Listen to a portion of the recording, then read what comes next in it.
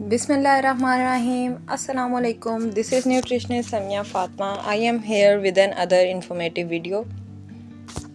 आज की वीडियो में मैं आपको थेराप्यूटिक डाइट का बताऊंगी फॉर डायरिया पेशेंट्स या वो पेशेंट्स जो आजकल लूज मोशंस वॉमिटिंग वगैरह से डील कर रहे हैं, क्योंकि आजकल एक इन्फेक्शन फैली हुई है एनवायरनमेंट में भी, क्लाइमेट चेंज की वजह से भी, सैलाब की वजह से भी ये इन्फेक्शन बहुत कॉमन हो चुकी है और कुछ ऐसे खाने हम लोग खा रहे हैं जिसकी वजह से ये इन्फेक्शन बहुत ज़्यादा बढ़ती जा रही है। अब इसको खाने से किस तरह से ट्रीट करना है उसके बारे में आज की वीडियो में मैं आपको बताऊंगी, जिसके लिए सबसे पहले हम देख लेते हैं कि इसमें कॉजेज़ क्या क्या हैं, ये डिज़ीज़ होती क्यों है, लूज़ मोशन वॉमिटिंग डायरिया वगैरह ये क्यों होता है।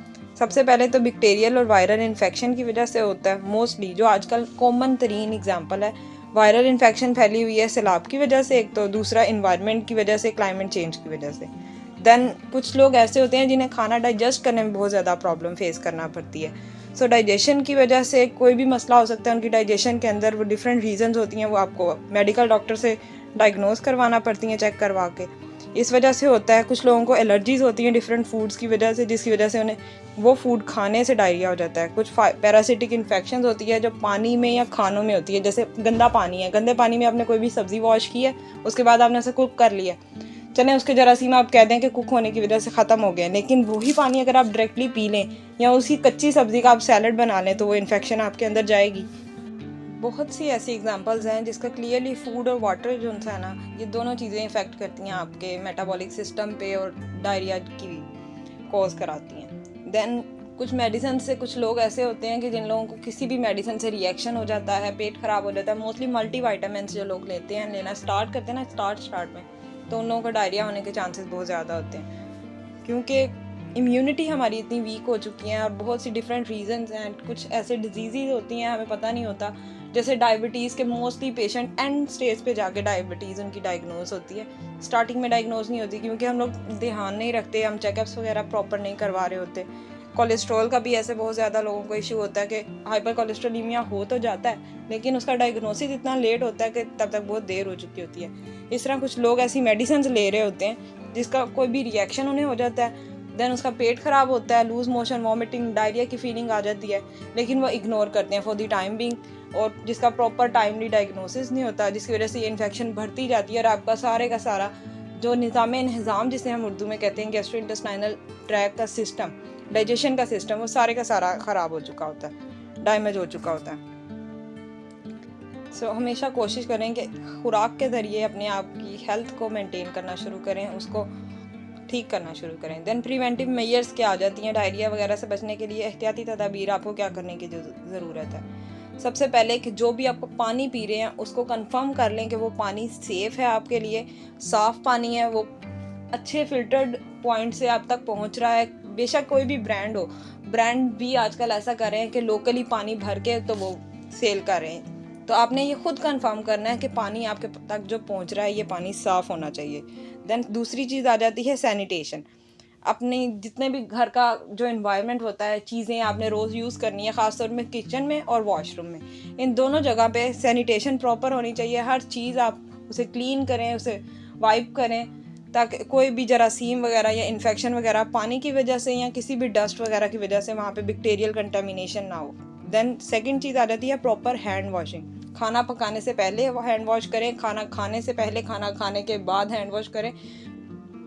Then maintain a food hygiene. Food hygiene से मुराद ये है कि आप कोई भी खाना है या कोई भी फूड है, वेजिटेबल्स हैं, फ्रूट्स हैं, गोश्त है, वो बाहर से आया है, आपने उसे अच्छे तरीके से वॉश करना है। टैप वाटर से आप वॉश करेंगे तो आजकल टैप वाटर बहुत गंदा है, अगर आप पानी को भरकर एक गिलास में रख दें शीशे के तो आपको बाकायदा उसके अंदर एक जंगला, एक जाला टाइप चीज़ नज़र आएगी घूमती हुई पानी में।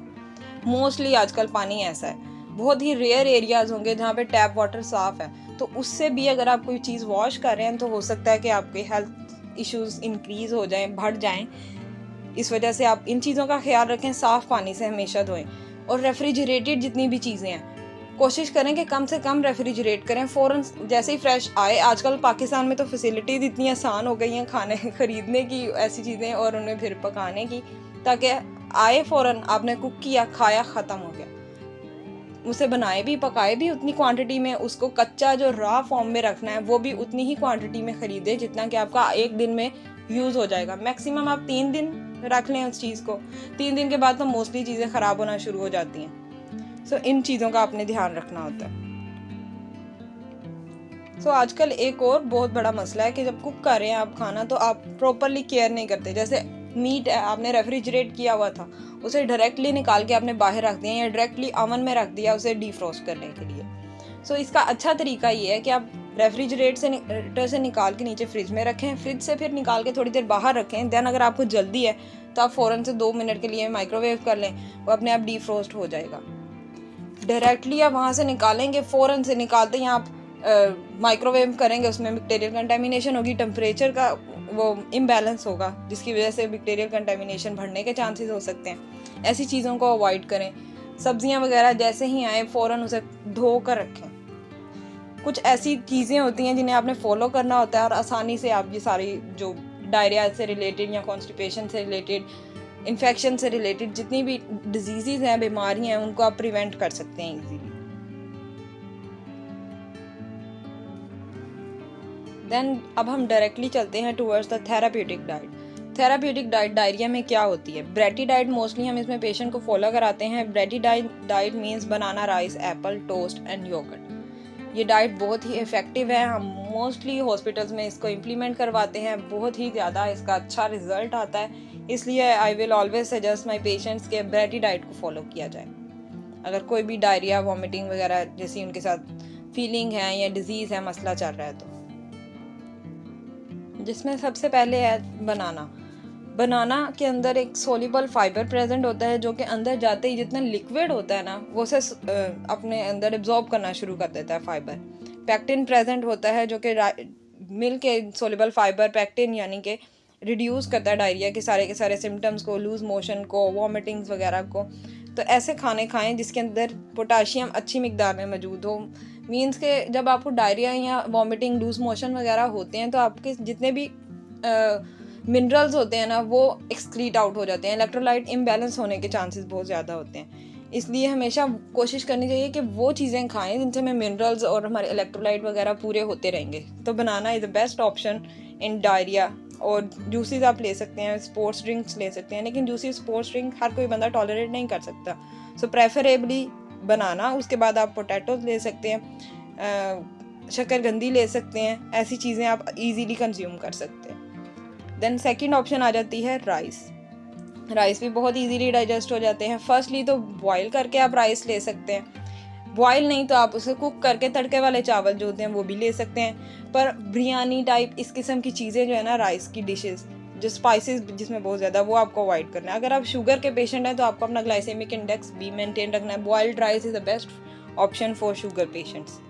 देन इनके अंदर भी एक एंटी सिक्रीटरी इफेक्ट होता है जो कि डायरिया को स्टॉप करता है। उसके अंदर जो एक्सेसिव वाटर है आपकी बॉडी के अंदर, आपके डाइजेस्टिव ट्रैक्ट के अंदर, वो एब्जॉर्ब कराता है। तो rice is also very beneficial for your health. इनके अंदर बासमती राइस जो होते हैं, जिन्हें हम लोकल ज़ुबान में बासमती राइस कहते हैं, उसका जो है ग्लाइसेमिक इंडेक्स वो बहुत ज़्यादा कम है। तो वो भी एक बेस्ट ऑप्शन है डायबिटिक पेशेंट के लिए। नहीं तो प्रॉपर आपने फॉर द टाइम बिंग लेने होते हैं राइस, तो आप 1 कप ईजीली ले सकते हैं। अगर आप डायबिटीज़ के पेशेंट भी हैं तो जो भी राइस अवेलेबल है आप वो 1 कप ले लें, तो you will get better. Then आप छोड़ दें। देन अगली ऑप्शन आपके पास आ जाती है एप्पल या एप्पल सॉस। मतलब कि एप्पल की जो सॉस बनी होती है, या एप्पल को मैश करके, वो आप इजीली कंज्यूम कर सकते हैं। वो भी पैक्टिन और फाइबर रिच होती है। इसके अंदर एम्फोट्रोफिक एक्शन होता है इसका। मीन्स के ये रिलीफ देती है कॉन्स्टिपेशन और डायरिया दोनों के अंदर। लेकिन इसका खाने की क्वांटिटी और किस तरीके से खाया जाता है ना, इस पे डिपेंड करता है। एप्पल इजीली जो है आपके सारा जितना भी लिक्विड है वो एब्जॉर्ब कर लेगा, पैक्टिन फाइबर जो मौजूद है उसके अंदर, और आपकी डाइजेशन को नॉर्मलाइज करेगा। डायरिया की फीलिंग या लूज मोशन की फीलिंग को काफ़ी हद तक बेहतर कर देगा। एप्पल सॉस का भी यही काम है। आप 1 दिन में 4 टेबलस्पून एप्पल सॉस कंज्यूम कर सकते हैं। मतलब एक टाइम में 1 सर्विंग होती है 4 टेबलस्पून एप्पल सॉस के, एक एप्पल के इक्वल है। या आप इजीली एप्पल भी कंज्यूम कर सकते हैं, उसके छिलके निकाल दें। छिलके नहीं भी निकालने तो छिलके के साथ भी apple is the best option to treat diarrhoea और लूज मोशन वगैरह। देन नेक्स्ट ऑप्शन आ जाती है टोस्ट से मुराद है कि कोई भी ब्रेड का जितने भी आइटम्स होते हैं, जिसमें हम रिफाइंड ब्रेड्स रिकमेंड करते हैं। आप ब्रेड को कंज्यूम कर सकते हैं। ब्रेड को आप दही के साथ ले सकते हैं, आप ब्रेड को किसी भी ब्रोथ में, यखनी वगैरह में के साथ ले सकते हैं। Bread is also a good option, क्योंकि इसका काम भी यही है कि फ़ाइबर होता है इसमें। फ़ाइबर एक वो चीज़ है जिसने आपकी बॉडी के अंदर जाना है और इसने जाकर एब्जॉर्ब नहीं होना है, इसने डायरेक्टली रिलीज हो जाना है, एक्सक्रीट आउट हो जाना है बॉडी से। सो फाइबर एक बेस्ट ऑप्शन होती है कि जब आपने अपनी बॉडी से लिक्विड कम कर रहा हो तो फाइबर अंदर गया, अंदर जाके उसने लिक्विड को एब्जॉर्ब किया और वो ईजीली बॉडी से एक्सक्रीट आउट हो जाएगा। और ये स्टूल को भी आपके थिक कर देता है, जिसकी वजह से डायरिया की फीलिंग या जो भी है स्टमक वगैरह के गैस्ट्रिक एसिड के इश्यूज वो रिजॉल्व हो जाते हैं। देन अगली चीज़ आ जाती है योगर्ट। ये लास्ट चीज़ है जिसके अंदर एक वॉइस ओपिनियन मेरा ये है कि डेयरी प्रोडक्ट्स को अवॉइड करना चाहिए और रिकमेंड भी यही किया जाता है कि आपने सारे डेयरी प्रोडक्ट्स को अवॉइड करना है। लेकिन एक चीज़ ऐसी है जिसके लिए एक्सेप्शन मौजूद है, वो है योगर्ट, क्योंकि योगर्ट और कैफ़ीन ये दोनों मिलती जुलती चीज़ें होती हैं। फर्मेंटेड मिल्क भी हम योगर्ट को कहते हैं। तो योगर्ट जिसमें जो है इसमें प्रोबायोटिक्स की एक अच्छी अमाउंट प्रेजेंट होती है। तो प्रोबायोटिक्स आपकी हेल्थ के लिए बहुत इंपॉर्टेंट होते हैं जब आप डायरिया, कॉन्स्टिपेशन या कोई भी गैस्ट्रिक से रिलेटेड डिजीज़ फेस कर रहे हैं। तो ख़ास तौर पे ख्याल रखें कि अगर आप टॉलरेट कर सकते हैं तो आप योगर्ट का इस्तेमाल भी लाजमी करें। ये भी आपकी हेल्थ को इम्प्रूव करने में, डायरिया के बाद इंसान बहुत ज़्यादा वीक हो जाता है, उसे ओवरकम करने में हेल्प करेगा। और जितनी भी कंटेमिनेशन होगी ना, बैक्टीरियल कंटेमिनेशन आपके डाइजेस्टिव सिस्टम के अंदर, डाइजेस्टिव ट्रैक्ट के अंदर, उसको ये ट्रीट करेगा। बेनिफिशियल बैक्टीरिया की अमाउंट जो है ना वो गट में इंक्रीज कराएगा। देन बेस्ट नेचुरल रेमेडीज़ में भी यही ऑप्शंस आ जाती हैं कि आपने पैक्टिन रिच फूड लेना है, हाई पोटाशियम फूड लेना है ताकि इलेक्ट्रोलाइट इम्बैलेंस ना हो। कोई भी फूड, कोई भी ड्रिंक ऐसी लेनी है जिसमें इलेक्ट्रोलाइट या मिनरल्स मौजूद हो। कुक्ड और सॉफ्ट वेजिटेबल्स का इंटेक भी आप कर सकते हैं, लेकिन स्पाइसी और ऑयली फूड्स को आपने अवॉइड करना है, क्योंकि यही वो मेन चीज़ें हैं जो आपके गट को ट्रिगर करती हैं कि लूज मोशन, डायरिया जैसी फीलिंग आपको फील होती है या आप उसमें कोज कराती हैं। देन आई विल रिकमेंड कि आप एक टोस्ट लें, उसके ऊपर बनाना लगाएं, थोड़ी सी एप्पल सॉस ले लें, वो एक मज़े का सैंडविच बन जाएगा। वो भी आप डायरिया में कंज्यूम कर सकते हैं। आप इसबगोल को भी दही में डाल के कंज्यूम कर सकते हैं। अगर दही में डालकर आप कंज्यूम नहीं करना चाहते, आप उसको डायरेक्टली 1 चम्मच टेबल स्पून इसबगोल लें और पानी पी लें ऊपर से। वो इसबगोल जो है वो अंदर जाके सारे का सारा लिक्विड एब्जॉर्ब कर लेगा, ईजीली डायरिया जो है ट्रीट हो जाएगा इसमें। ये सारी डाइट थी। हमेशा कोशिश करें कि हेल्दी खाना खाएं, oily, spicy, processed, package foods, इन सारी चीज़ों को अवॉइड करें। Thank you so much. This is all from my side. If you have any question, you want to ask something, you can comment below. You can also contact me on my social media pages. So I will definitely reply all your questions. This is all from my side. Thank you.